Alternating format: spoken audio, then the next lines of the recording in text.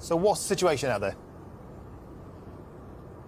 Good morning. Well, the Met Office has just released a new weather warning for ice in London and the southeast, and that's because temperatures dropped so low overnight that we had about 10 centimetres of snow, which for those of you who are watching can see behind me. It's extraordinary to have this in London and the southeast. Obviously great for, making a snowball, but obviously not so good if you want to get around London and the southeast. In terms of how the tube network is impacted, almost all services are having disruption across the capital, apart from the Waterloo and City line. And if you do manage to venture out onto the roads, then you're going to have to be incredibly careful, because there's huge disruption on the M25, and so much so that the AA say they've had a 25% increase on the number of callers of people who've broken down. Many people were stranded overnight, and there's been huge disruption to our airports, because it's not just the ice, it's not just the snow, there's been fog as well, and that's really impacted the visibility. And in fact, Gatwick and Stansted last night, they closed one of their runways because of issues to do with ice.